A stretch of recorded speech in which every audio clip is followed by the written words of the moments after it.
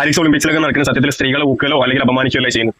ഞാൻ ചോദിച്ചപ്പെട്ട ഒരാൾ ഒരു സ്ത്രീന്റെ രൂപപ്പെട്ടിങ്ങാണ്ട് ഞാനും ഒരു സ്ത്രീയാണ്, അല്ലെങ്കിൽ ഒരു പുരുഷന്റെ സ്ത്രീന്റെ രൂപപ്പെട്ടിങ്ങാണ്ട് ഞാനും ഒരു പെണ്ണാണ്, ഞാൻ ചുരിദാർ ഇട്ടുണ്ട്, ഞാൻ സാരി എടുത്തിട്ടുണ്ട്, ഞാൻ പെണ്ണുങ്ങളെ പോലെ നടക്കുന്നുണ്ട്, പെണ്ണുങ്ങളെ പോലെ വികാരം എന്റെ മനസ്സിലുണ്ട്, പെണ്ണുങ്ങൾക്ക് ഉള്ളിൽ തോന്നുന്ന ആ തരത്തിലുള്ള സംഭവം വികാരങ്ങളൊക്കെ എന്റെ ഉള്ളിൽ ഉണ്ട് എന്ന് പറഞ്ഞു കഴിഞ്ഞാലും ശരാശരി ഒരു പുരുഷന്റെയും അല്ലെങ്കിൽ ഒരു സ്ത്രീന്റെയും ശാരീരിക ശക്തി അല്ലെങ്കിൽ ബുദ്ധി ഇങ്ങനെയുള്ള കാര്യങ്ങളൊക്കെ വേറെയാണ്. ഈക്വാലിസം എന്ന് പറയുമ്പോൾ പല രീതിയിലും ഈക്വാലിറ്റിനെ കുറിച്ച് പറയുന്ന ആളുകളുണ്ട്, സമത്വത്തിനെ കുറിച്ച് പറയുന്ന ആളുകളുണ്ട്. പക്ഷെ എങ്ങനെയാണെന്നുണ്ടെങ്കിലും ഈ രീതിയിലുള്ള ഒരു സാധനം സ്ത്രീകൾ ഊക്കലല്ലേ. ഇപ്പൊ നമ്മുടെ നാട്ടിൽ തന്നെ ഒരുപാട് ശിഖണ്ഡികളുണ്ടല്ലോ, ഈ ഒരു പണിക്കും പോകാൻ അധ്വാനിച്ച് ജീവിക്കാനൊന്നും പറ്റാതെ ഈ ഒരു തരത്തിൽ ഊമ്പെങ്കിലും ജീവിക്കാനൊക്കെ വിചാരിച്ചെടുക്കുന്ന ശിഖണ്ഡികൾ.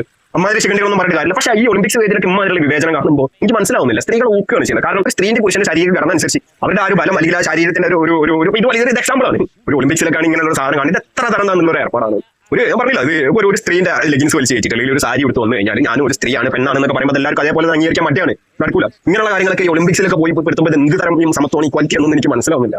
ഇങ്ങനെ ഈ ഇക്വാലിറ്റിക്ക് വേണ്ടി സമത്വത്തിനൊക്കെ വേണ്ടി വാദിച്ച് ഘോര നാവ് വായൊക്കെ തളർന്ന് വാങ്ങി വെള്ള കുച്ചിന് വരെ പ്രസംഗിച്ചെടുക്കുന്ന